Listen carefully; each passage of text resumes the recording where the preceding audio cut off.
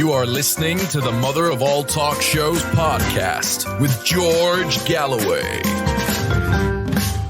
No New Year truce in the hostilities between the United States and the People's Republic of China. You would have thought they might have given it a break for a couple of days. After all, the year of the rabbit, which has just dawned, is a particularly auspicious year for China. The year of the rabbit usually comes with great success.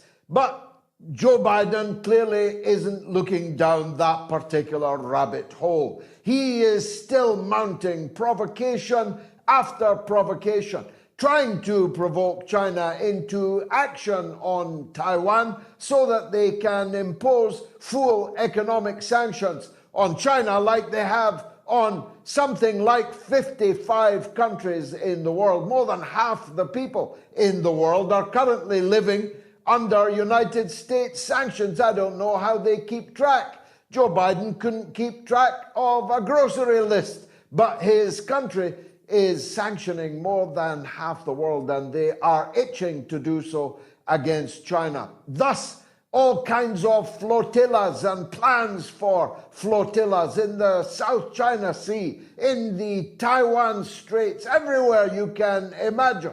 Biden is trying to dragoon former enemies, like Japan, for example, where the Japanese and American leadership this very week condemned the use of nuclear weapons in the country where the only ever use of nuclear weapons took place. I can't remember who it was that dropped them, who it was that suffered them. I've got a funny feeling it was the United States that dropped them, and a funny feeling it was on Japan, but there they were, warning China about nuclear weapons. China completely ringed by American nuclear-armed bases.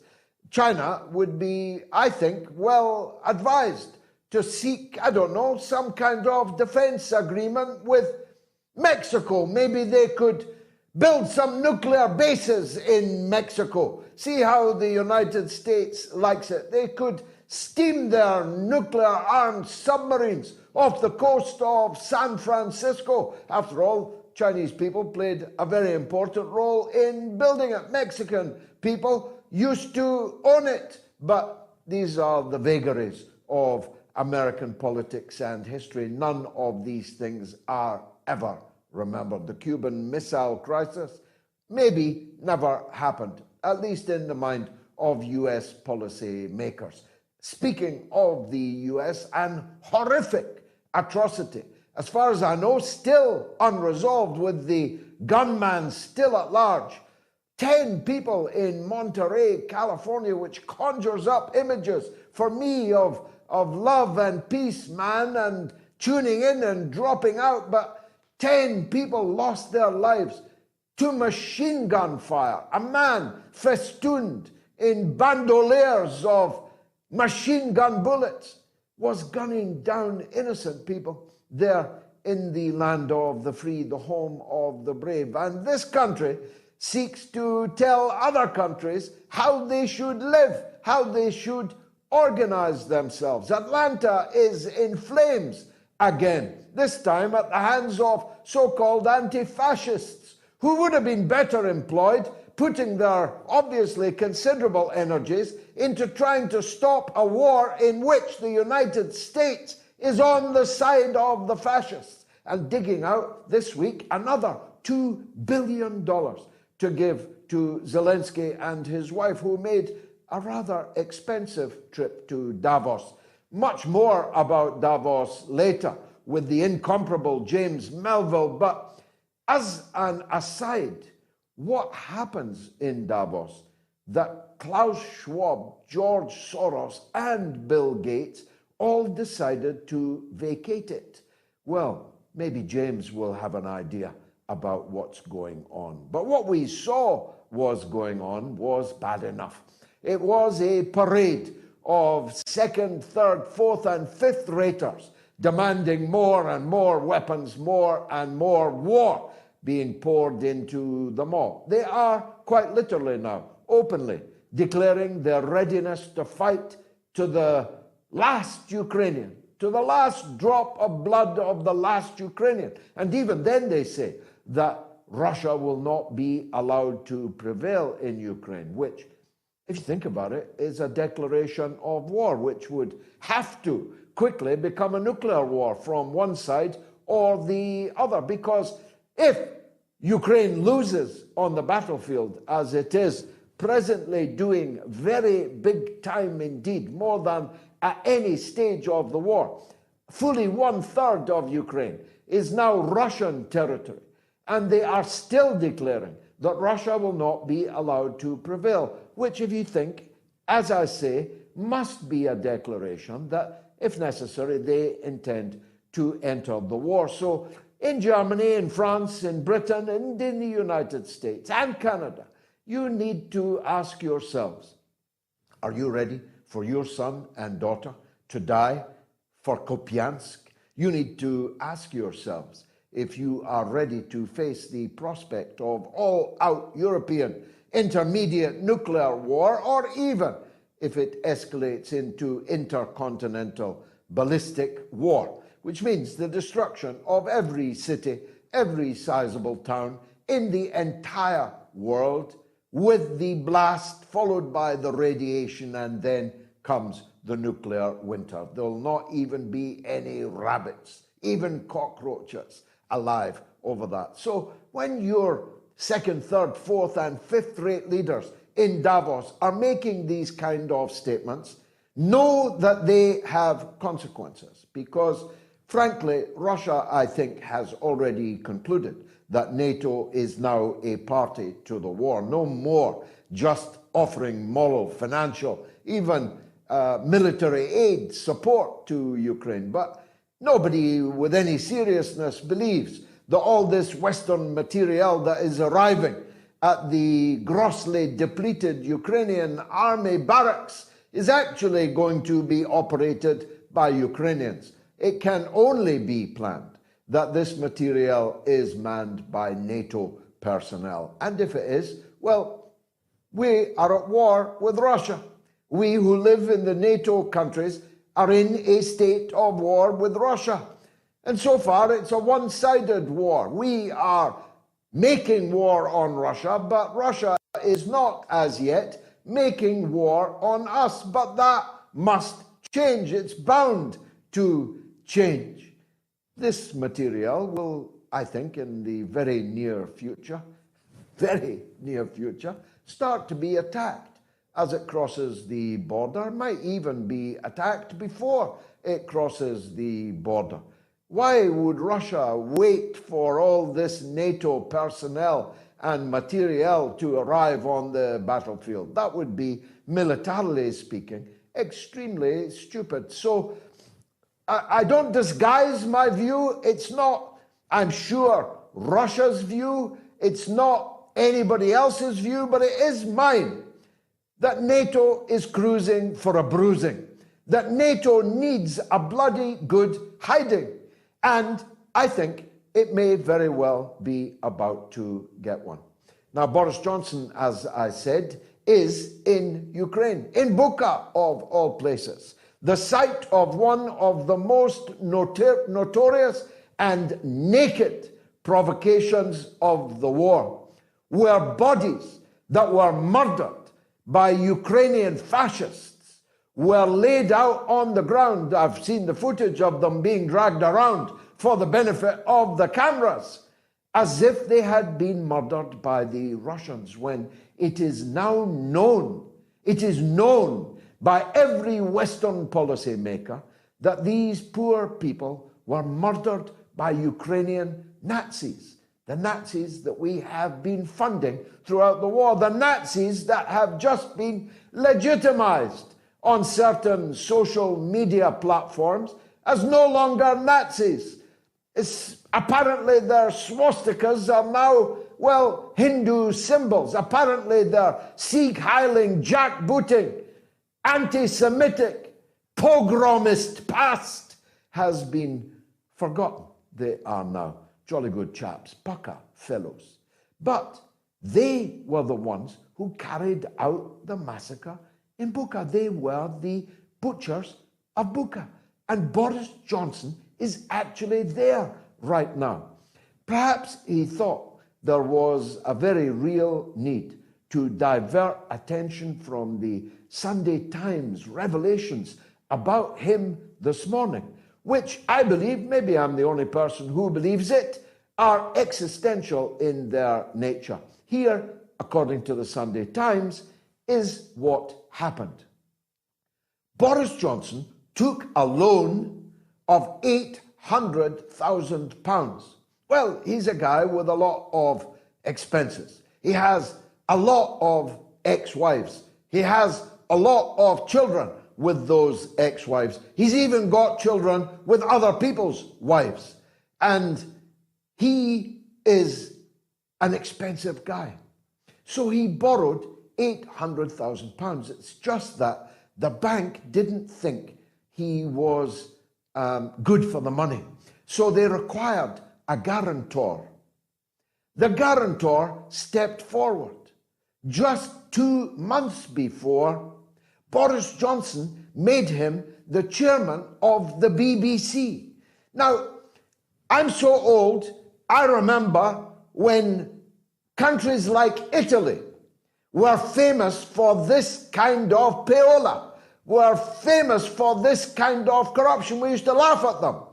My father, God rest his soul, was forever talking about how Italy had a new prime minister every few months. Italy had a new finance minister, foreign minister, every few months. Italian government was a revolving door between parliament, government house, and big business. Italian politics was a country where, I don't know, prime ministers got £800,000 in a loan guaranteed by a guy that they then gave a top blue chip position in the state too. But that happened in Britain in these revelations in the Sunday Times today.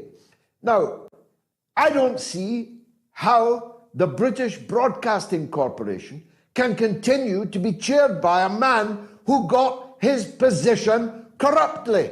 Who can say otherwise? Nobody knew that he guaranteed an £800,000 loan just 2 months before he got this position. So I am going to say he got it corruptly.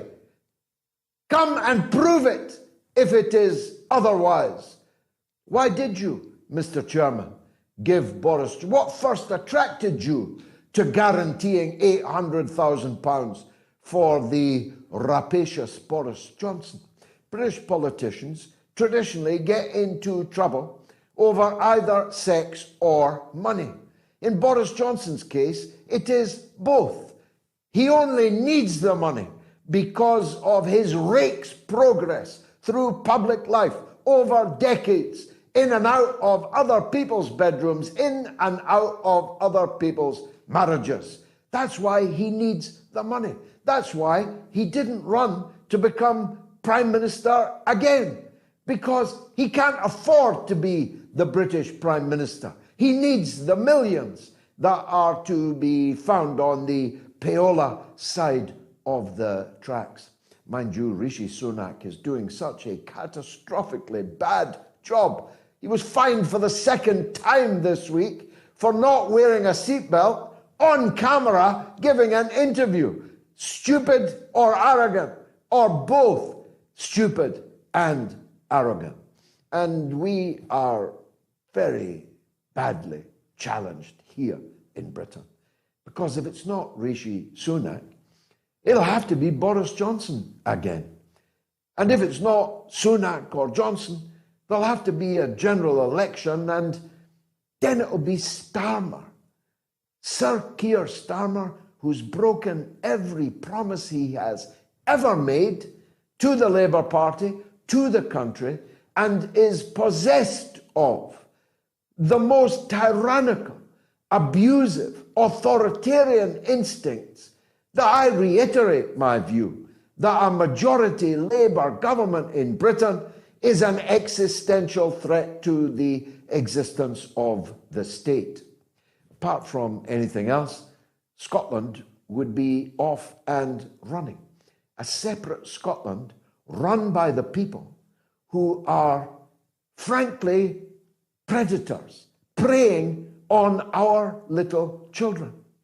They have doubled down on their plan to ask children between 5 and 12 if they are heterosexual, homosexual, bisexual, or leaning towards transsexual. That's the government we've got in Scotland. And that policy, that set of policies, as has been lacerated by J.K. Rowling today on social media, is so disturbing that leading nationalist politicians pose in front of signs bearing guillotines threatening to cut the heads off something they call TERFs. Now, I'm too old and too working class to fully grasp what a TERF is, what a cis woman is. But younger and cleverer people tell me it is that they want to cut the heads off those who don't accept that a man can become a woman by simply declaring themselves so, can go into a changing room and wave their still extant dick around whilst pretending to be a woman and frightening the horses and terrorizing the little girls in the changing room, in Primark, in the swimming pool, in the gymnasium, at the Keep Fit class, in the Girl Guides, anywhere that girls, women have over a long time actually in Britain fought and won rights to their own private spaces. Call me old-fashioned. It makes me sick. But that's the independent Scotland that we would have. Doesn't it make you wish you were Chinese celebrating the Chinese New Year? Now, it says here that Margaret Kimberley is a writer and executive editor of Black Agenda Report, but she's very much more than that. As those of you who saw her last time already know, and I'm glad to say she's back on the mother of all talk shows. Margaret, one of our most popular guests, I'm glad to see you back again. People are already lobbying me to make sure that if we get Moats America up and running, you are a big feature of that. Let me start, if I may, with what on earth is going on in Atlanta. Can you enlighten us?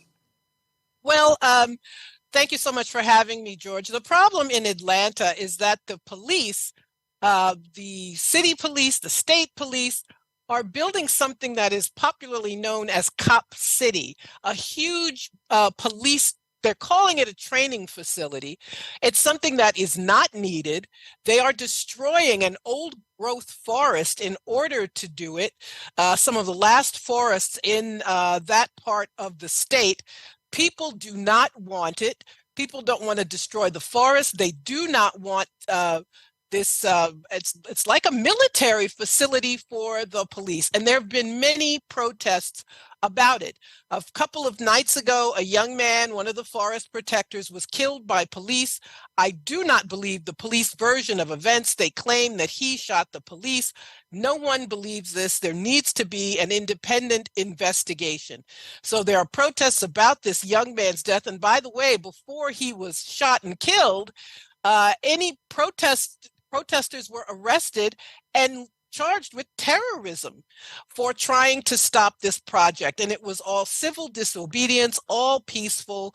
But now this young person is dead, who, speaking of what you were saying before, using the pronoun they. So this young person is dead. And there's a lot of anger about it, a lot of anger about Cop City, about a lot of anger about these terrorism charges, anger now about this person's death. So that's what's happening in Atlanta. What about Monterey in California? Can you enlighten us anything on that? I can't enlighten you except to say that this is a country full of unhinged people who also have access to firearms. There's nothing new to say here. It's the same old story. I can't explain it except to say this country has a history as a settler colonial state where people survive basically by subduing other people. That's something that has not been dealt with. And there are millions of Americans who do not want any gun regulation. They do not. So that makes it a difficult political issue to deal with on a national level because the country is divided about it. But the people who don't want regulations keep winning. And those of us who do keep losing. And we watch time and time again as an unhinged person who has a gun that I don't believe any common citizen has any reason to own, with large magazines that can fire many bullets very quickly. People can get their hands on these. And even in places here, like in New York, where I am, where we have strict regulations, there are other states that don't. People will drive to Virginia, let's say, a few hours away, get their hands on anything they want, and they can bring it here or anywhere else in the country. So, every mass shooting seems to inspire more and more of them. So I'm sad to say that we can expect to see another story like this coming up. But we have political gridlock, we have a bad history, we have a lot of political cowardice also, and so it goes on and on and on. Speaking of unhinged men with guns, you have a government full of such people. It is threatening some with guns. It is supplying other people with guns. No matter what the consequences seem likely to be. Another $2 billion this week in aid to the Ukraine, whose far-right and even Nazi formations are increasingly prominent in the state, as Zelensky's right-hand man told us this week after he had been dismissed. The power in Ukraine is in the hands of some of the most disturbing people on the planet. And yet the United States government is now bullying, for example, the German government to supply panzers to Ukraine to fight Russians. What could possibly go wrong, Margaret? I cannot believe that no one understands why the Germans are reluctant, but unfortunately they will fold because that's what they've been doing for the past year. But I also want to say that this violence at the top, the huge military spending, the U.S. adventurism around the world also inspires a lot of the violence here at home. You cannot be surprised that you have a violent country domestically when there's so much violence internationally. But the U.S. has this history. Lest we forget, after World War II, it was called Operation Paperclip, which brought Nazis, scientists, engineers from Germany to the U.S., and they were the people who laid the foundation for the space program. So the U.S. has always been very flexible. It could be Nazis in the 1940s. It could be jihadists. It can be Nazis again in Ukraine. They don't really care who they partner with if it means they're going to get what they want. Ukraine has this history where half the country welcomed the Nazis in the 40s, where they celebrate the birthday of Stepan Bandera. It's an official holiday where people have marches. 2 years ago, White Lives Matter. They had a huge banner in English, White Lives Matter. This is a Nazi white supremacist state, but the U.S. doesn't care because it thinks that they can counter Russia, they can shrink Russia, they can get rid of Putin, they can break it up, they can do something which is actually a fantasy. And these same people who have these crazy fantasies about Russia are also trying to target China simultaneously. So we have crazy people in the streets of the cities. We have crazy people in Washington who can endanger the entire world. And these tanks are useless. The Ukrainians, they're dragging guys off the street, literally giving them a couple weeks training and sending them to the front lines, who are not trained to use this equipment. So they have drained NATO nations of their weapons. They say Russia isn't running out of anything. Russia has manufacturing capability, but they have drained other NATO nations dry of weapons, but they will not let go. The U.S. sees this as an existential threat. They aren't content to impoverish European nations, to force them to buy liquefied natural gas. They are not content to have done any of these things, and I believe to have blown up the Nord Stream pipeline. They are now trying to force Germany to attack a country it attacked more than 70 years ago with a disastrous end. Now, what do you think is going on in Washington, Margaret? The DOJ searched Joe Biden's house in Delaware for 13 hours yesterday. It has been revealed that he's the worst landlord in Wilmington, Delaware, charging his tenant $50,000 a month for a 3-bedroom house when the going rate is $2,200. And even worse, his tenant was his own son, the notorious Hunter Biden. What do you think is going on, and why do you think we're now learning of it? Is something going on? Well, there are a lot of theories. There's, theories that there are people who don't want him to run again, and this is all part of a plot to discredit him and keep him from running again in 2024. I think it's leaked to Trump, where they made this very big deal about Trump having documents that, yes, he should have turned over, but there was so much overkill that it was a national security threat, that he was selling documents, that he should go to jail, rather than something that he should have handled but didn't. I think they then were afraid, or knew, that's another theory, Biden knew he had these documents and they started to look for them, but they found them before Election Day, before the midterm elections in November, but didn't say anything until after. And because a special prosecutor was appointed in the case of Trump, there's now a special prosecutor to investigate the president. So it's kind of mysterious, but it is, I think everyone can agree that Biden has been hoisted on his own petard, having made such a huge case over Donald Trump, and now will pay the price as he begins the process of, he says he's going to run again, which I think would be a big mistake for many reasons, but he has so far said that he will, and it remains to be seen whether, as this story unravels, whether he'll be able to do so. Now, here's a hot potato for you, Margaret. We've got a poll running, reparations for slavery, yes or no. It is dividing more than 10,000 people so far, not down the middle. Most people say no. Substantial numbers say yes, but it's a very divisive issue. People say, well, first of all, there's no slave left alive and there's no slaver left alive. You can't punish generations for the sins of their fathers and so on. Secondly, they say, I have sympathy for this view myself. My ancestors certainly didn't have any slaves or profit from slavery. In fact, we were not much more than slaves to our own ruling elite ourselves.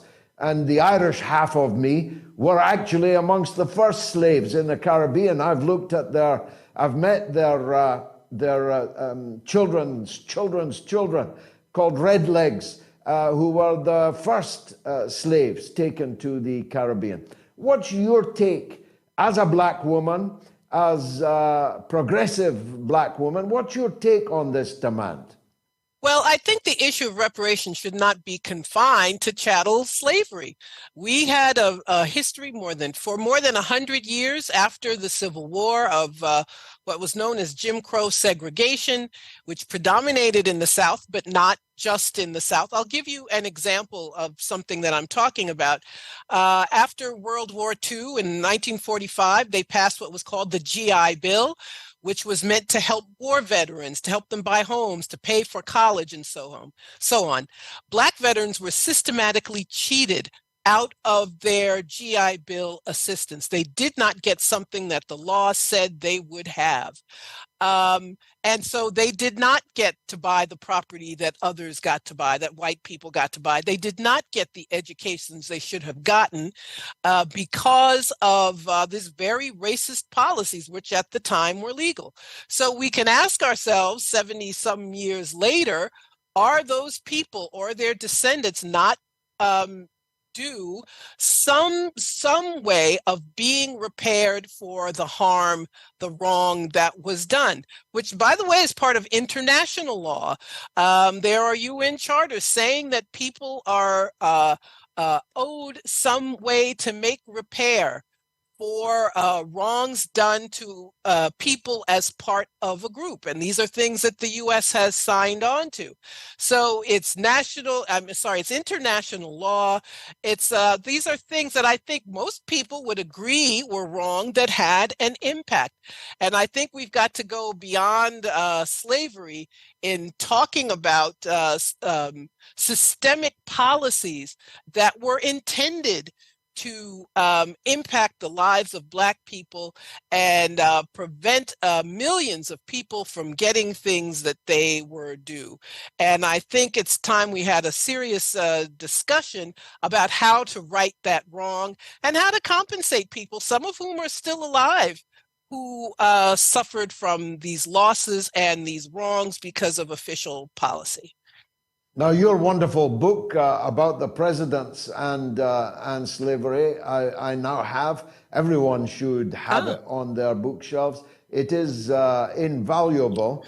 The political class, including these so-called founding fathers who are often prayed in aid as if they were the Holy Family, were actually themselves slavers. And even Lincoln, the man that freed the slaves, only days after the victory in the Civil War, turned his army to go and massacre the original Americans themselves.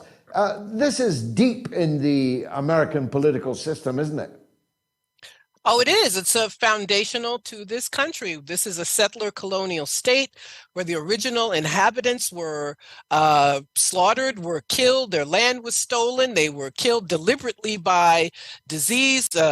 Africans brought to the country as free labor. These are things that impacted the political system from the very beginning, with the first presidents all being either slaveholders themselves or defenders of that system.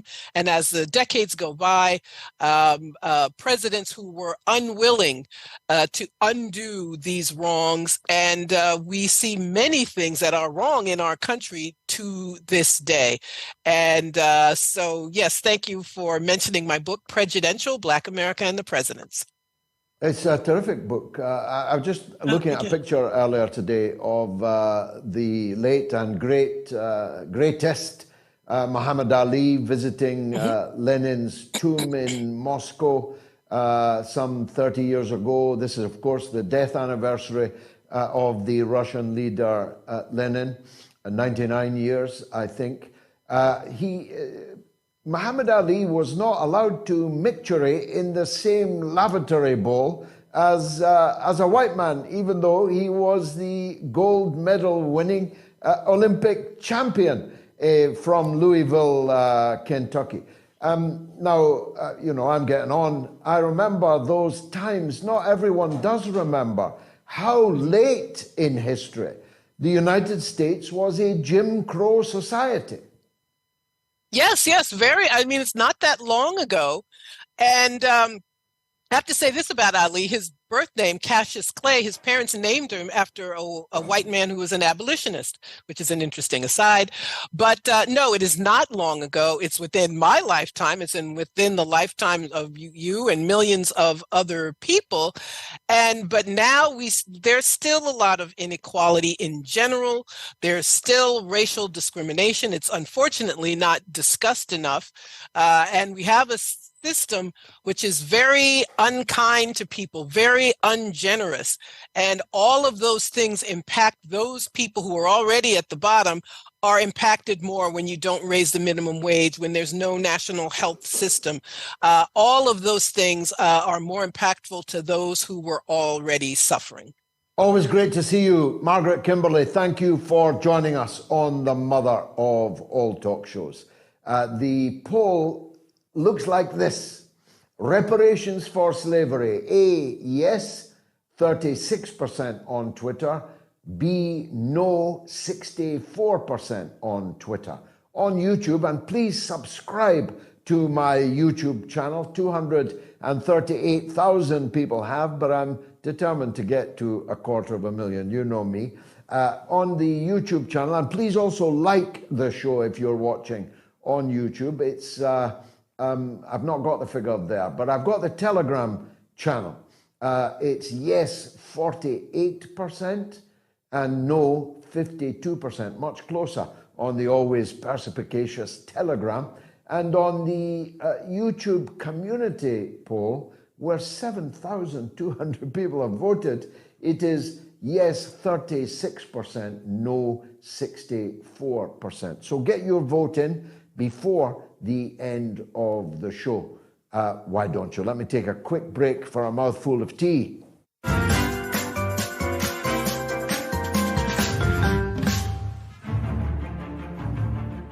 There is no trick other than hard work, creativity, care, and recognizing that duty is more important than love.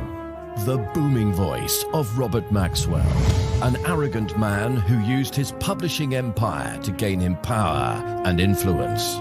But in this shocking account, never told before in this way, George Galloway recalls his first encounter with Maxwell. It looked like a grizzly bear advancing towards me and punches me with these giant fists, like sides of ham, right in the solar plexus, so hard that I literally bent double. Then, after George exposed Maxwell as a crook in Parliament, it was war. Every one of his papers, the Daily Mirror, then following the Sunday Mirror, the Sunday People, the Daily Record, then a few days later the Sunday Mail in Scotland. Even the European, which he then owned. All over Galloway. Scottish Daily News journalist Ron Mackay was there. Every night, presumably when he had a drink in him, he would boom over the tannoy about the cretins, the fools. The majority of the workforce believed that he would take it over and their jobs would be secure. But of course he didn't. He just disappeared. And then... The millionaire newspaper publisher Robert Maxwell is dead. what really happened? Did Robert Maxwell jump, or was he pushed? It could be that he went out to, as he did, micturate over the side of the boat. I'm with Ghislaine Maxwell in that I lean towards the murder. This is Maxwell, the monster. You said, what is my secret? I will let you and your viewers know what it is. I'm not attached to property. Consequently, losing or gaining it means nothing to me.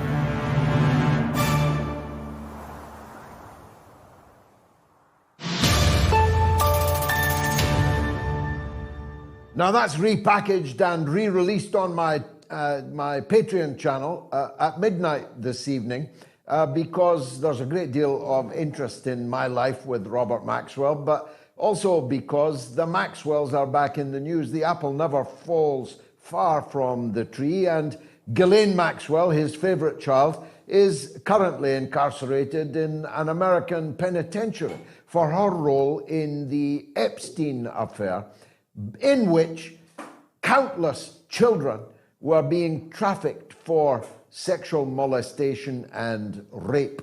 She miraculously, despite being behind bars, perhaps it's an American thing, has been interviewed for television, in which, amongst other things, she exculpates Prince Andrew in the Victoria Giuffre affair.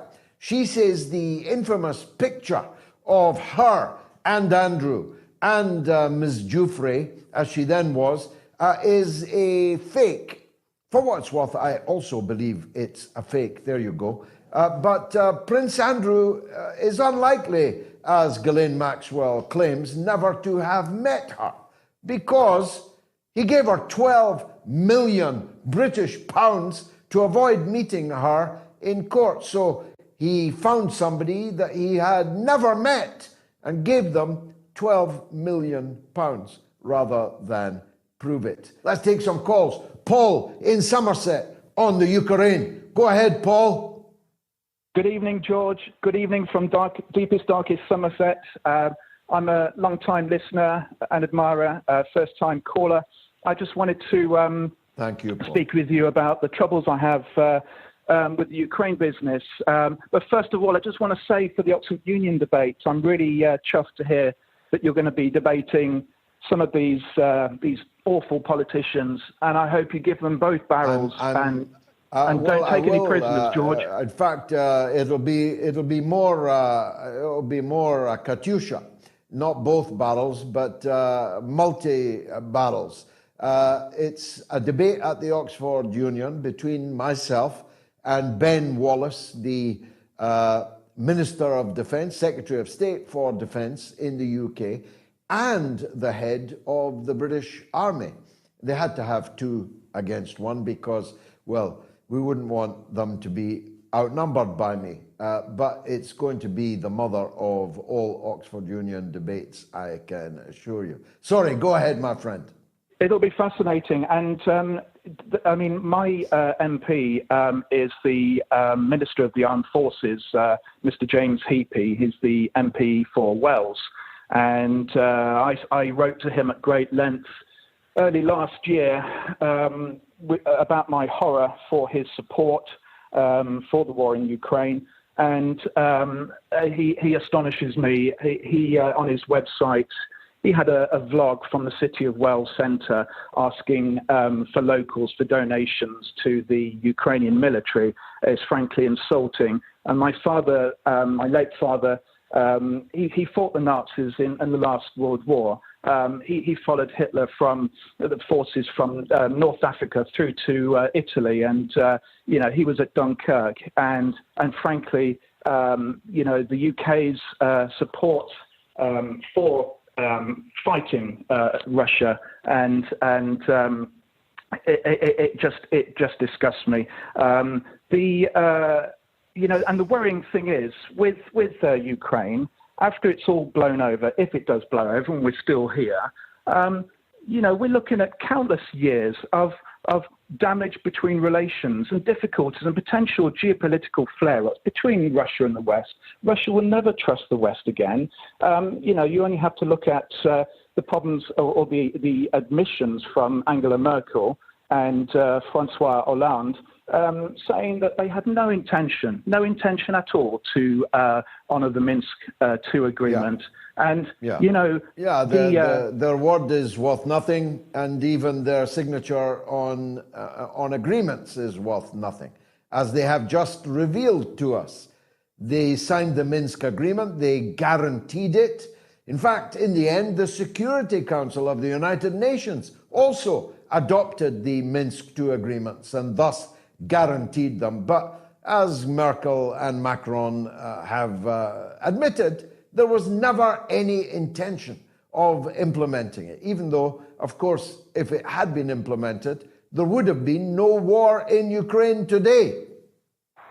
Exactly. And, it astonishes me, the venality of, the current crop of British politicians from across the political divide, the Labour Party, the Conservatives, the Liberal Democrats, seeing footage of Volodymyr Zelensky giving a speech in front of the Commons middle of last year, and everyone, almost without exception, rising to their feet and clapping like, seals. Seals. Just performing seals. Paul in Somerset, a top call to get us off to a flying start. Thank you for it. There was a moment when the Minister of Defence, Secretary of State for Defence, the head of the British Army, and their biggest critic all came from Dundee. I was the latter, of course, the biggest critic. But we now have a situation where two of the most effective critics of the current international situation all come from within 10 miles of each other. I'm one of them. My next guest is the other. He's a very clever Scotsman indeed. He is James Melville, an internet sensation who has risen and risen over the last few years because of the smartness of his analysis and his eloquence in making it. James, welcome back to the show. Here's the big question. I don't know if you know the answer, but why did Gates, Soros, and Schwab all miss the World Economic Forum in Davos this year? Is there something going on? Is there an even more devilish conclave somewhere else that they were all attending? Well, thanks for the intro, first of all. I mean, it must be something about the east coast of Scotland that creates opinionated viewpoints. And just one thing as well, I mean, I've often thought this about yourself, George, and I seem to get this as well. And we haven't left the left, but large components of the left appear to have left us. And that sort of manifests itself with the jamboree and the WEF and Davos. Actually, Schwab was there, I think, but the other two weren't. And I think what's happened since the COVID response onwards is people are looking at a lot of these bad actors and these sort of jamborees. It's not just at the WEF, but it's also at COP, G20. And they're looking at our leaders and our billionaires, effectively the elites, even though they're their parasites. And they're looking at these individuals saying, they're over there, clinking their glasses. But meanwhile, we're over here, us plebs, and we're dealing with a cost of living crisis. And yet they're coming up with solutions and agendas, which is their kind of framework of solutions, which is not in keeping with the vast majority of the needs of people in this country, the UK, and anywhere else. I think what we've now got is a set of corporate politicians in alignment with technocrats and greedy corporations who are using a virtue con to try and hoover up a lot of our assets, whether it be energy, money, data, and healthcare, and so on.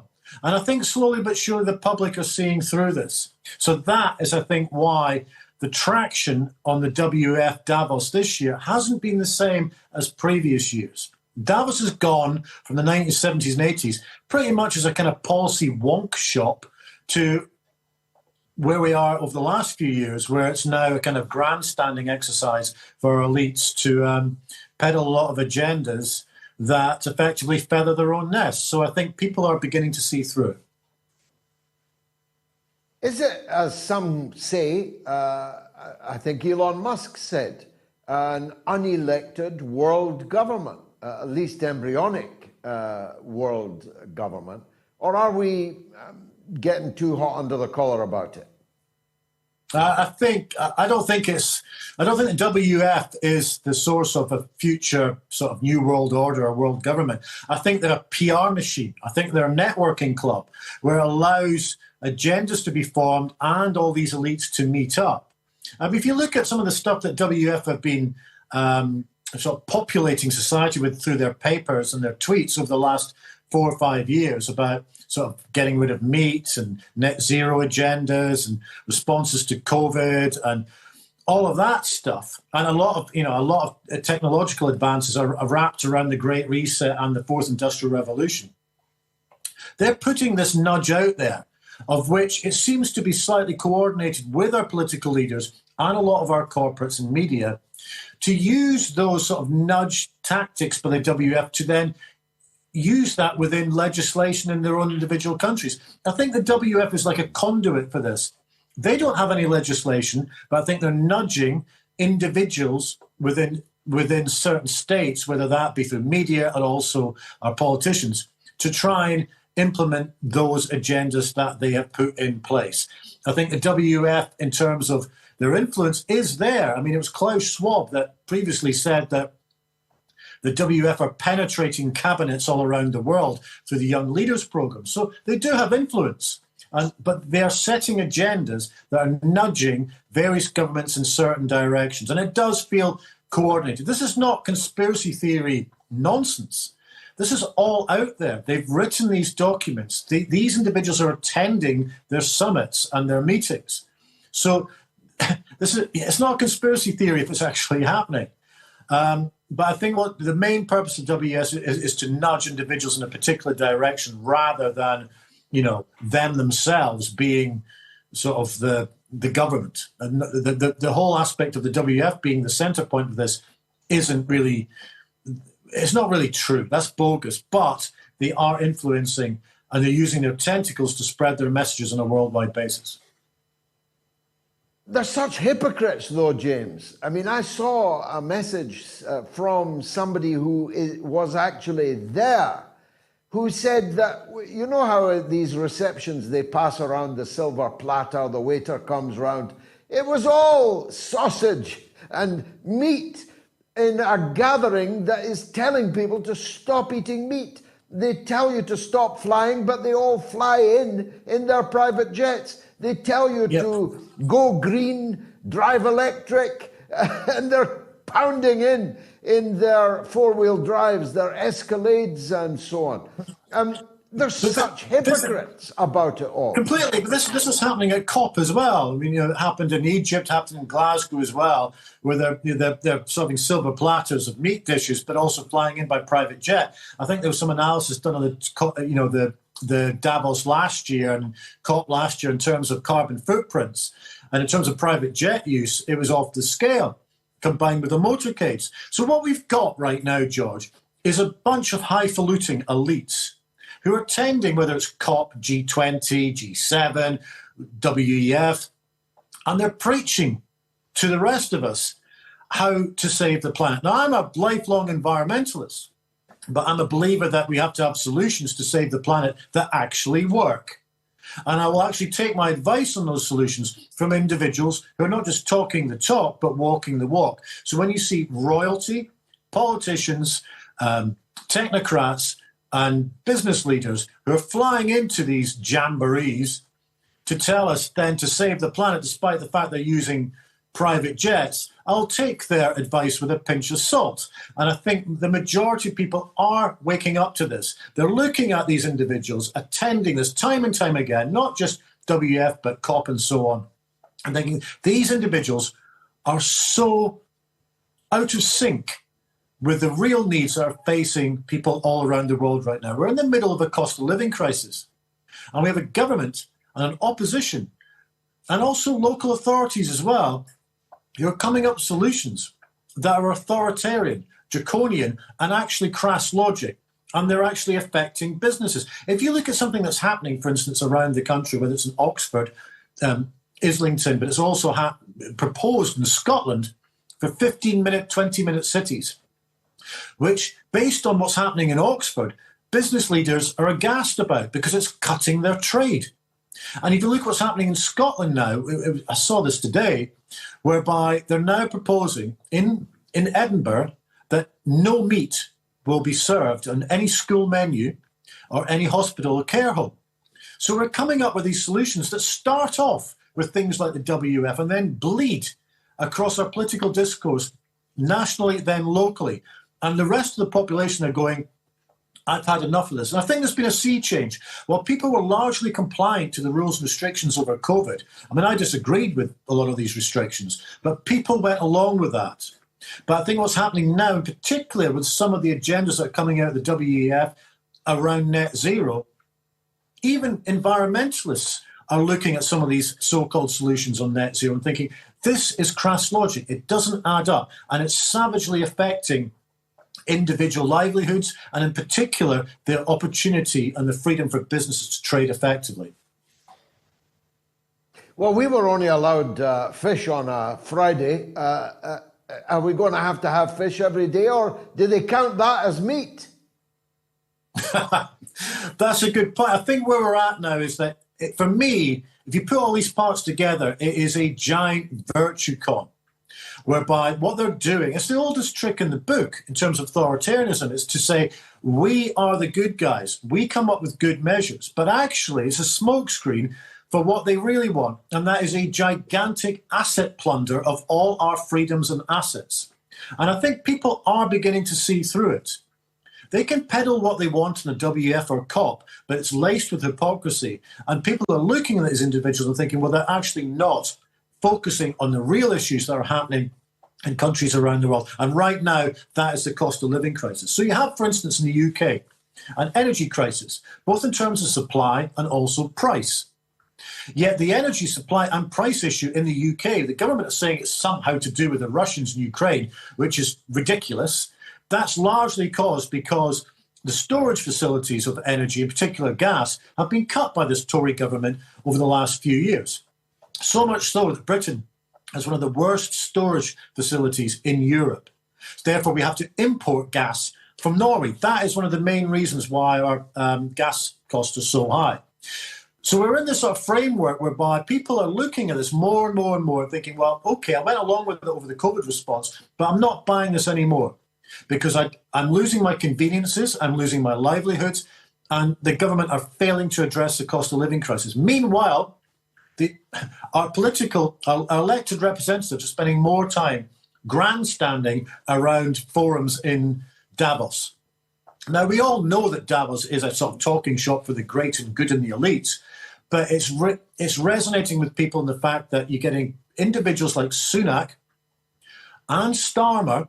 Sunak hasn't been at WEF, but he was at COP. Starmer's at Davos. These individuals shouldn't be there. They should be working to try and resolve the problems that we face in this country. And I agree with the point that you said earlier.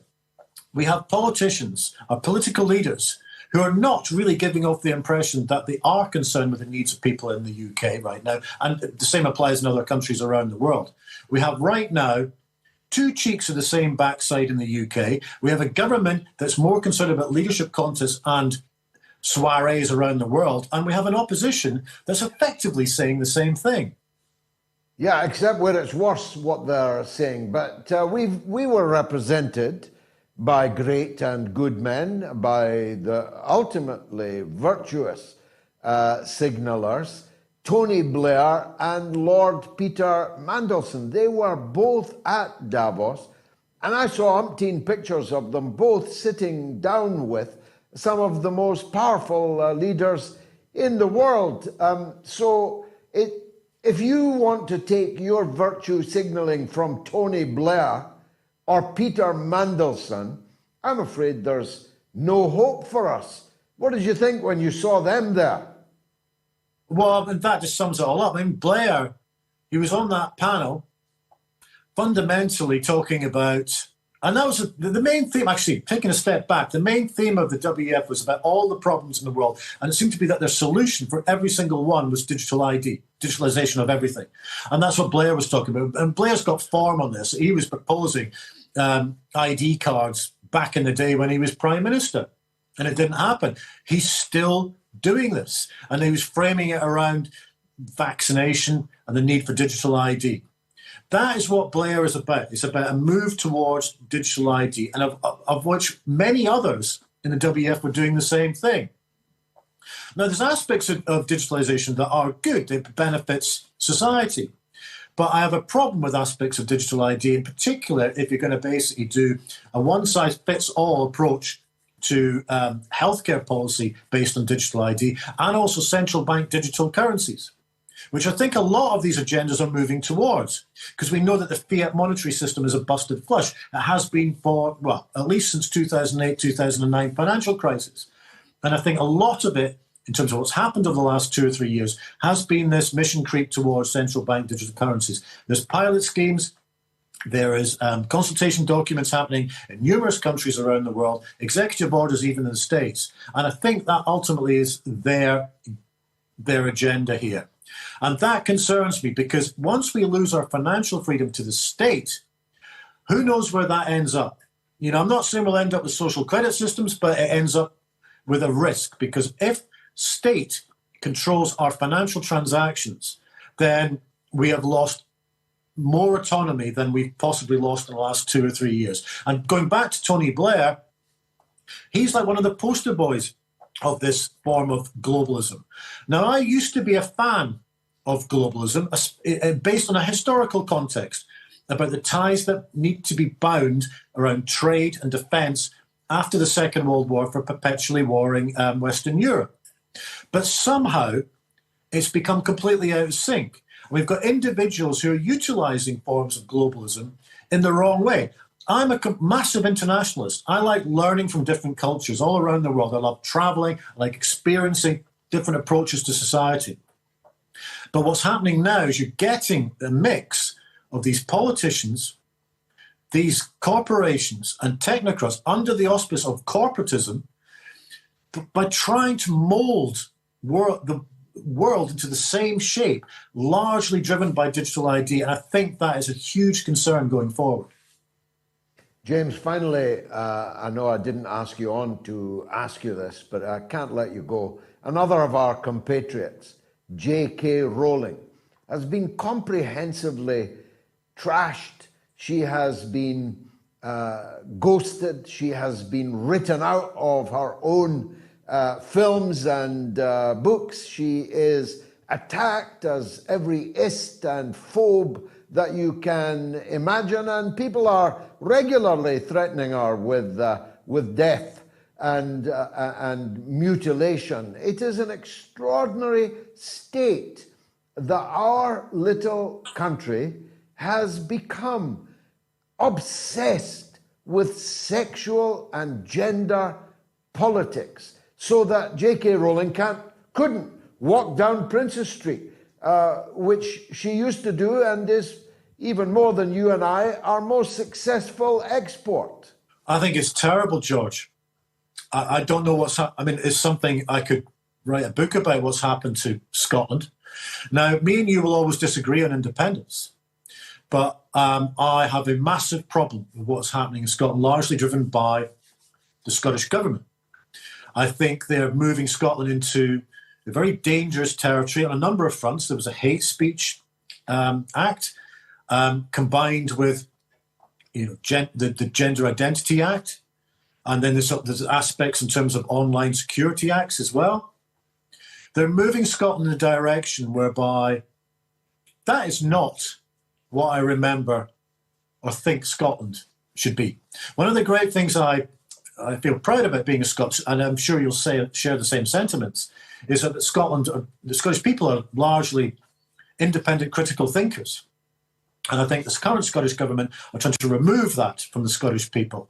J.K. Rowling, fundamentally what she's trying to do is protect women's rights.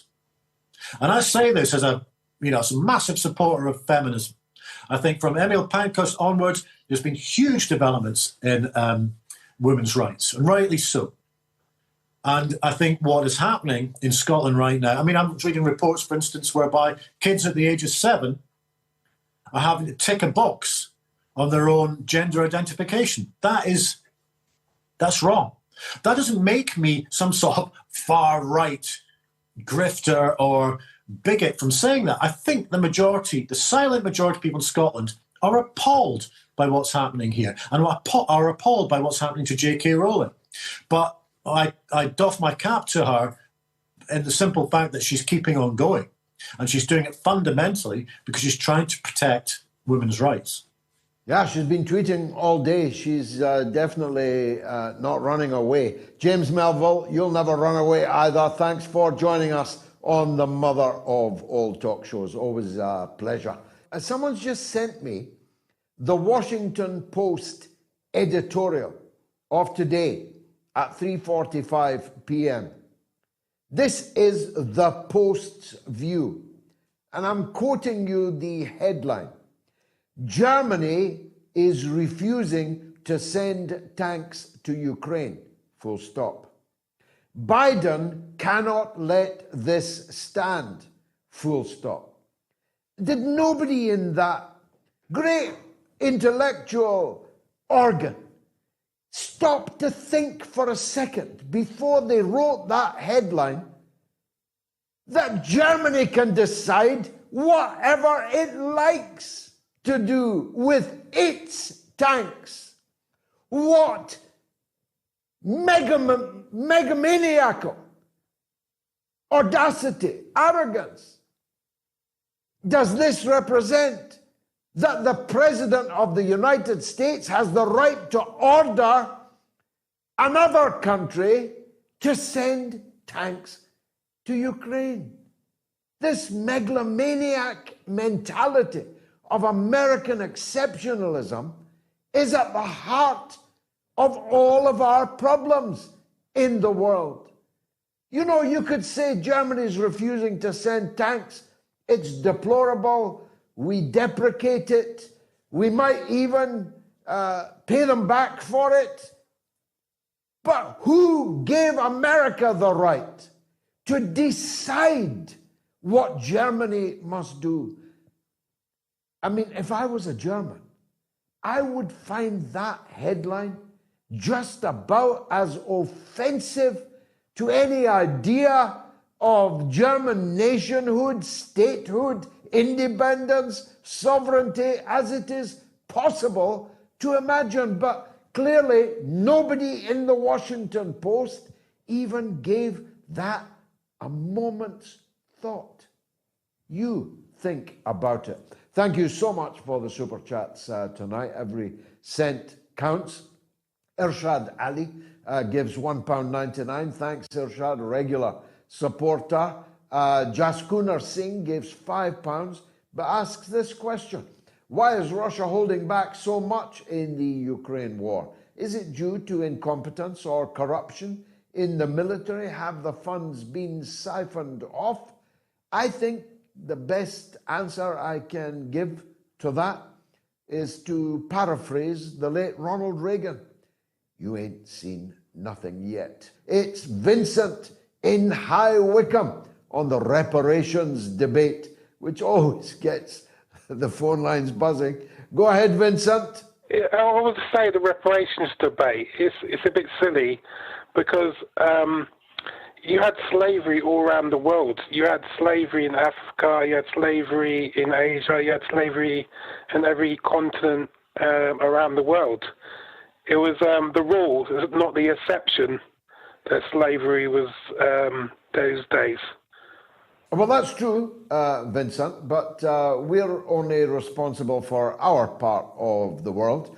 Clearly, we cannot take responsibility for slavery in China, which existed before the victory of Mao Zedong and the Communist Party of China. Clearly, we cannot be held responsible for that. But we do have some responsibility, don't we, for the actions of our own state. And our own state became the biggest slave trader in all the history of mankind. And many of our cities, great cities, wealth was built on slaving, like Bristol, like Liverpool, like Glasgow, became wealthy, mighty cities because they were slave trading centers. Do you not think our country has some responsibility in that regard? Well, there was different slavery across the world, and they benefited. Well, why is that an answer to the question I just asked you? Sorry, Vincent. I know you weren't expecting that question, but I mean, the fact that somebody else done it in previous centuries is not a reason for us not taking responsibility for what we done much more recently, is it? I can't think of the I'll let you think about it, Vincent. I'll let you think about it. David is in Swindon on Taiwan. Go ahead, David. I just want to come in on that tank thing. While I was waiting, I heard you talk about the Americans saying about tanks. Well, what about them sending their Abrams tanks? The Washington Post. I don't hear about that. Yeah, exactly. Germany should not stand for it. No, absolutely not. Yeah, and they complain about Iran supplying about 300 drones. They try and control the world on who supplies who. It's all right. It just does my head in. Can I tell you, David, why they won't send their Abrahams? Can I tell you why they won't send their Abraham tanks? Because the technology, if they go in, Abraham's tank goes in and gets captured, the technology that Russia would get would be immense. Exactly. That's one reason. A second reason is that Russia would pay particular attention to destroying every Abrams tank that arrived in the country before it had done any damage to anybody else. And thirdly, because it would effectively be a declaration of war between the United States and Russia. Or the Abrams, or the Leclerc, or the Challenger, the Russians will know where they're coming in, and they'll transport them by rail, and they'll know where they're coming in, and they will stop them, and quite rightly so. Yeah, I agree. Anyway, on to Taiwan. Go on, Dave. So, can you just, because this is the University of the Airways, I just wanted to clarify for me, because I'm quite a simple soul.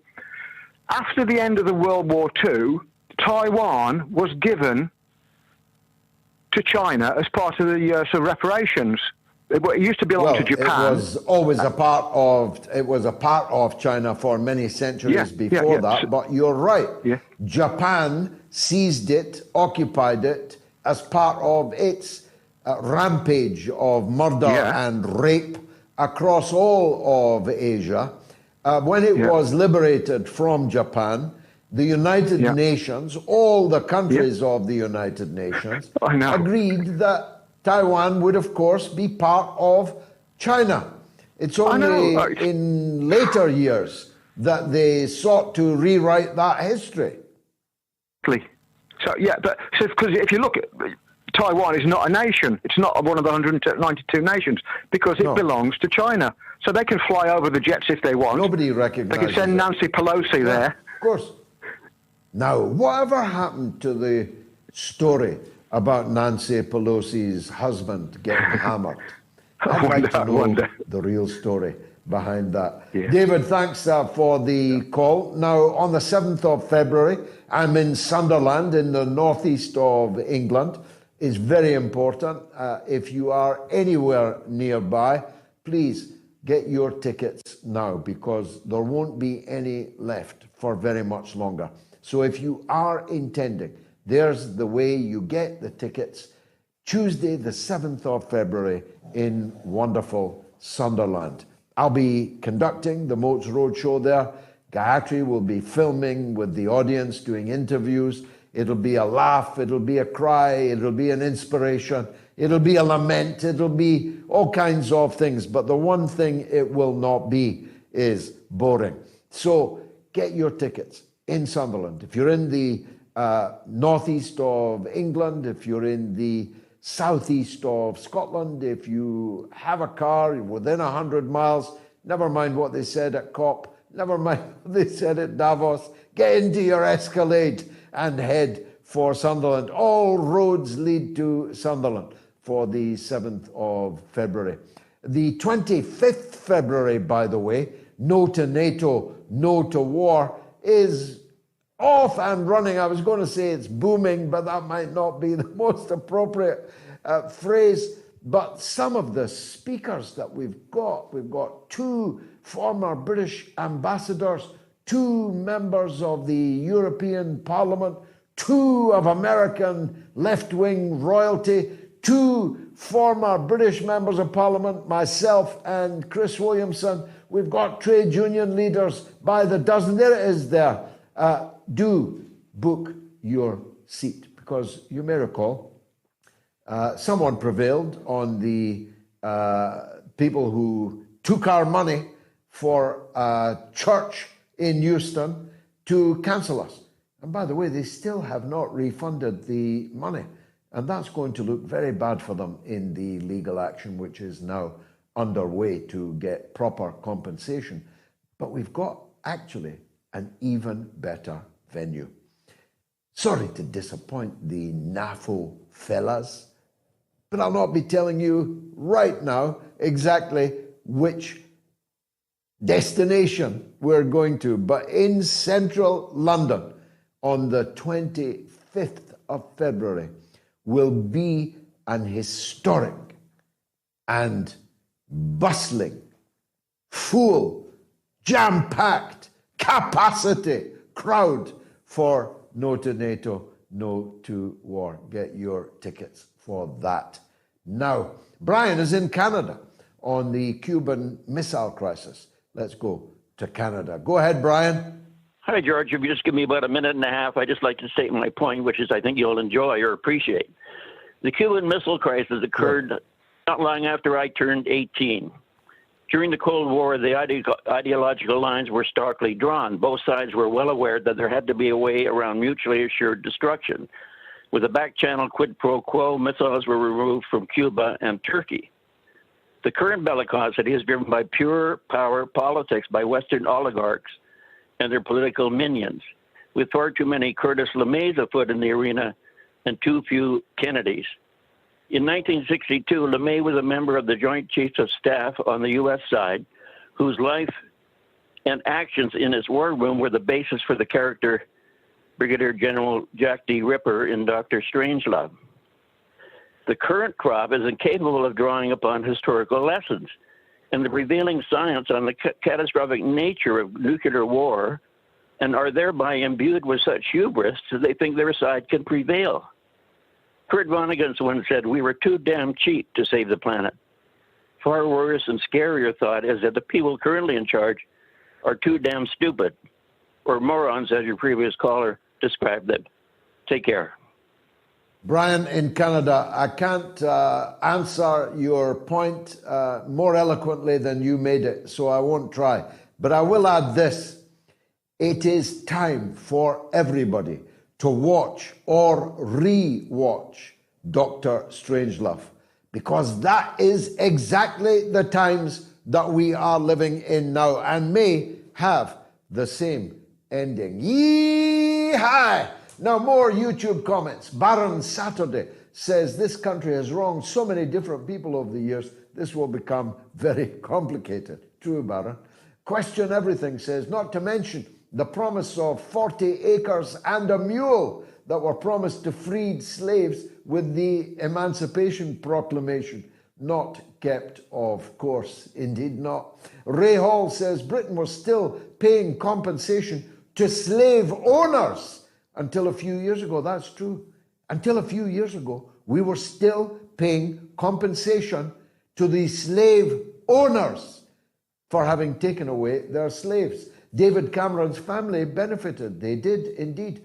All of the slave owners' descendants sit in the House of Lords, and one or two more, like Baron Peter Mandelson. Somebody asked me why Tony Blair, although a knight of the realm, hasn't taken a seat in the House of Lords. Can I tell you why? Because if he did, he would have to register at least an approximation of the obscene sums of money that he currently earns and the even more obscene nature of the people that are paying it to him. Alan Machin says Zelensky was trying to start World War III by asking for a no-fly zone, and our stupid politicians gave him a standing ovation. Indeed, Trevor is in Cambridgeshire and wants to talk about Greta Thunberg. Go ahead, Trevor. What would you like to say? Great. Well, first of all, the most important point is I will never commit suicide. Now, I'll explain why I say that in my second point, if you'll allow me. But my first point is it was a beautiful thing today to watch Greta Thunberg, the child actor no more, being questioned by a group of great real journalists about the hypocrisy of her travel and how she got to this particular Davos crowd meeting by her jet-fueled airplane and wearing her nylon coat, etc. It's a great thing. Now she's over the age of 18. She can be questioned, and in one way she could have been forgiven before for being a child and being used by these people. But now she's 20 years old. She really should know better about this. So it's a great thing to see these people being questioned, being brought to account, and basically having to try and answer. Did you see the total fabrication of her arrest? Did you see that, Trev? Beg your pardon. Sorry, George. I mean, you called her a child. You called her a child actor, and you're absolutely correct. She'll probably end up like Macaulay Culkin, I fear. But did you see the carefully choreographed show business of her so-called arrest the other day at the German protest against the coal mine that the Green Germans are now opening up? It was literally agreed between the police and her and the cameras of how they were going to pretend to arrest her and how she was going to pretend to be being arrested. Yes, George, I saw that, and this is what's wonderful about this new generation of actual, true and real journalists that really want to get to the bottom. And but when this whole COVID nonsense started, I was completely and utterly disheartened with everything. But now I'm reheartened by the fact that there's people. I mean, you yourself being a major figure. And Gerald Celente, by the way, I spoke to you before about Gerald Celente. You know, all of these names that are now that are sticking their chin out in order to bring to attention to the asleep 99%, and I feel grateful that it's less than 99%, maybe, that people are now getting to understand that our governments are no more than corporate. Pre-positioned... Corporate crooks. Let's call them what they are. They're corporate crooks and warmongers. And the opposition are just as bad, if not worse, than the government. That's our problem, Trevor. Brilliant call. Thanks very much for it. Back to the super chats. Galloway Raider gives £8.99 and says, vis-a-vis the poll, I don't buy all this handout nonsense. Get off your arse and get a job. And that goes for all colours and races. It's shocking that people still live so far in the past. And William Cole gives 200 Swedish crowns, which is, I'm reliably informed, £15. Thank you, William. Ben Stevenson gives £2. Monkey Man gives $5 Canadian. R.C. Robertson gives $20 US. And Saqib Salehin gives £1.20. JV in Manila gives 500 Philippine pesos. Seems the US and the West are hell-bent on World War III happening. Your take on this, Gigi? I'm homesick now, and it's nearly 4 a.m. here, but I'm listening to Moats still. Keep up the good work. And a great, great welcome to you, JV, in Manila, and all our friends in the Philippines, to which I was once in the 80s a regular traveller. Working with the 1st of May Union, KMU, they were, I used to work with the sugar workers on the island of Negros, and very proud to have done so. Eugene Clark gives $5 US. Thank you, Eugene. Jiggermast gives £5. George, I've heard Zelensky's airing a Moats Ukraine, but rather than the College of Knowledge, it'll be the Station of Disinformation. That is the tweet of the night. Thank you, Jiggermast. Galloway Raider gives another £1.79 and says, Tony Blair destroyed the Labour Party. Well done. And Ari Magoo gives $1.99. Thanks, Ari. Lee Morrison, £4.49. Regis gives €10. Let's go, champ. Thank you for that. Tony's in Liverpool, always worth hearing, on the subject of Ukraine, no less. Go ahead, Tony. To me, what I'm looking at, George, I'm essentially now seeing the situation escalating beyond Russia demilitarising Ukraine. I think Russia is now in the process of demilitarising NATO, and NATO are literally panicking now. It is a case of panic stations now. They clearly don't have the industrial base to manufacture huge amounts of weaponry and ammunition, which Russia does. They clearly don't have that capability, and certainly not in Germany, not anymore. They've deindustrialised their own manufacturing base. And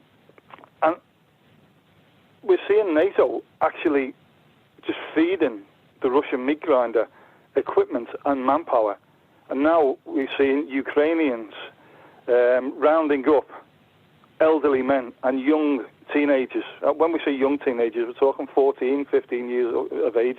And then 14, Did you see the fellow with no hands? that they drafted? Yeah. They drafted a guy with two stumps. George, I'm sure you and No your hands. listeners... They're drafting men my age and sending them straight to the front. They're actually taking them off the streets. There's videos out there now on Telegram channels. Everyone can see them. Yeah, they're chasing them. Yeah, I mean, they are literally press ganging elderly men and young teenagers to go to the front. And, you know, unfortunately, it's suicide. It's absolute suicide. And if NATO thinks, you know, this is going to be over and everybody's just going to get around the table again, after what's happened with the Minsk Accords, there's no chance of that. No chance. Poroshenko, Francois Hollande and Angela Merkel, they've all let the cat out the bag. There's no incentive whatsoever for Russia to sit round the table with these charlatans ever again. You know, for any sort of negotiation whatsoever. None. Russia's moved east. Tony, all is changed. All is changed. Changed utterly. Thanks for that. Final super chats tonight. Thanks again. So kind of you. John Ratliff gives $20. John Knock, £5 Jai Alexander, £5 Reparations should be paid, says Jai. Paid for by the people that still hold the power, wealth, and live in the stately homes bought by it. Roar Axdal gives 22 Norwegian crowns. Jam gives 99 Philippine pesos. That's the second from the Philippines. Thank you. Yasser Arafat would be proud of you. GG, keep it up. I hope so, Jam. I certainly kept my promise to him. O gives £1.79. You're a good man and powerful speaker, Mr. G. Thank you, O. A Antis gives £5. Natural gas is 65% down from August 22. It's the lowest since May 2021. But it's just not being passed to the consumers. Why is nobody in Britain raising that point? My good friend Goose Creek in the Netherlands gives €55. God bless you, Goose. Very, very handsome donation. Ayashaya Khatiwada gives 20 Danish crowns. Can't imagine how I get the correct news if there's no moats. Thank you. Ray Martin gives 10 Canadian dollars. Dilip Manglani gives €5.99. Chuck Sazlak gives $5. George Jubran gives $19.99. And Andrew Gorev gives $5 and makes the point that international law-based order, let's sue and arrest the Minsk signatories. Very good point. I think this will probably be the last call, but we've saved the best for last. It's our man in New York on the subject of reparations, our friend Erobos in New York City. Go ahead, Erobos. As you know, it is important for me to highlight not just you, but your friends, families, and supporters, and much success with the upcoming No to NATO, No to War. Yes, on the issue of reparations, there's just a very quick preface here. In 1987, Ronald Reagan destroyed the fairness doctrine, which allowed people to, debate opposing points. You know, I was 16 back then, and I remember watching the TV, and it always had these contentious crossfire type debates. And the reason why he destroyed that was to make sure, like a lot of the callers that called in were not informed, right? They're not informed and actually quite hostile to like an issue on reparations. And to seal the deal, 11 years later, in 1996, Bill Clinton, also of the Unitary Party, just, obliterated public sector control of the media with the 1996 Telecommunications Act. And this paved the way for what we have now, which is basically media controlled by 6 companies, which is Comcast, Disney, Time Warner, 20th Century Fox, and CBS Viacom. The last 2 want to merge, and if that isn't stopped, we basically have 4 media companies controlling all information that we see coming from the commercial sphere. Now, the reason why that's important is, when people say things like, well, that was a long time ago, let them get a job and all of this. First of all, no one said that to the Jews when they were being massacred and destroyed, and 6 million or whatever the number is, and the gypsies and all the other enemies of the Nazi regime. Nobody's saying that to the Jews. Also, the U.S., and this is from history.com, the thorny history of reparations. Native Americans receive reparations. Native Hawaiians from the Kingdom of Hawaii really got reparations. Let's see, Tuskegee experiment reparations. People of Japanese descent receive reparations. And, of course, it were nowhere in the sums of what it needs to be. But the point is, this is already a U.S. precedent. But the fact that people rely mostly, and otherwise educated and intelligent people lean so heavily on being brainwashed by the media, this is why they don't notice, right? So reparations has nothing to do with taking anything from anyone, right? It's not about people talking about, I got to pay more taxes, because a little known fact, in 2011, Barack Obama authorized $29 trillion with a T to zombie bankers, hedge fund hyenas, wild dogs of derivatives, vulture capitalists, and other finance capital parasites and predators. They received $29 trillion, while the people who were put out of their homes, about 8 million people, 5.1 families, he let them go into the street, right? He let them make their own way. And this is important because by the time he left in January 20th, 2017 to make way for Trump, it was in excess of $30 trillion. So the money is there. There's no person alive or dead that can argue with me about that point. If they found $29 trillion to give to zombie bankers that destroyed the world economy in 2008 and blame poor people with some mortgage issues, they can find the money. And it's about, just like Ms. Prescott said, it's about repairing and making wrongs that are right. And we see with the examples of reparations, this is already a historic precedent. And I'll just finish with this.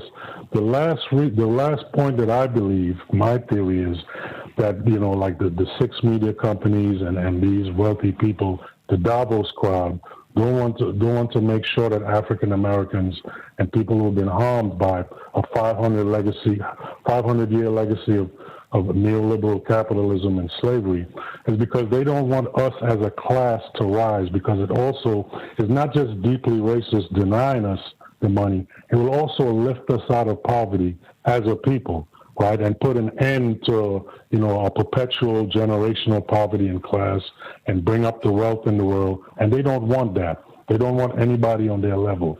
They don't want me going to Davos, that's for sure. So that's just my perspective. And it's important to explain that to people, that they're not educated and they're ignorant on purpose. Well, nobody could put that more powerfully than you just did, and I'm very glad that you were the last caller on the show this evening. Alas, that's all we've got time for, but the good news is that I'll be back on Wednesday at slightly later hour than this, 9 p.m.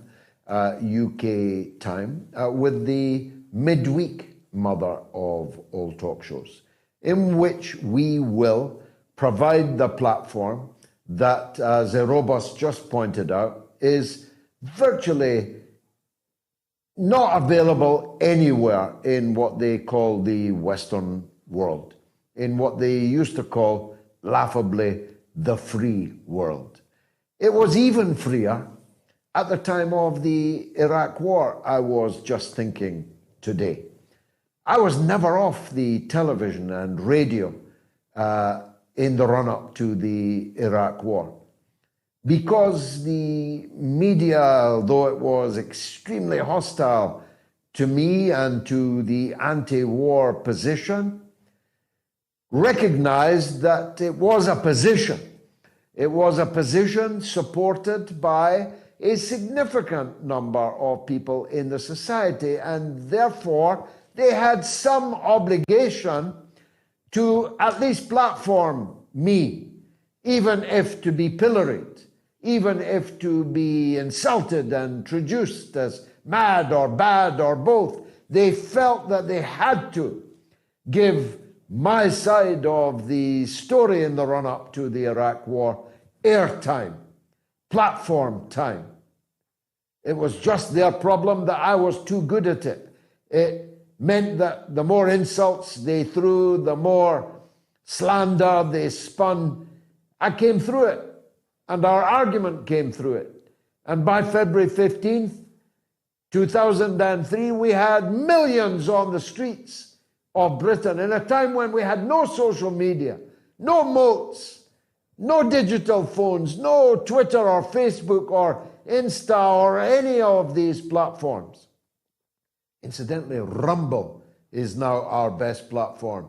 Check it out if you don't believe me. But my point is this, that 20 years ago, for that is now what it is, 20 years ago, we had a media that was more free than the media we have today. Now, you would never find me on mainstream television, or anybody like me on mainstream television, or radio for that matter, in order to make the case I've been making this evening, and many of you have been making this evening, about the war in Ukraine, about reparations, about other matters. You would never get it. They have closed mainstream media to people like you and me. And therefore, as I've been saying for some years now, we have to make our own media. And we can. Moats proves that we can. Enough of that homily. I'm hungry, I haven't had any dinner. I'll see you, God willing, on Wednesday at 9 p.m. for the midweek mother of all talk shows. Please come along. Please bring someone else with you. Please subscribe to my YouTube channel and tick that you enjoyed this mother of all talk shows. Have a good night.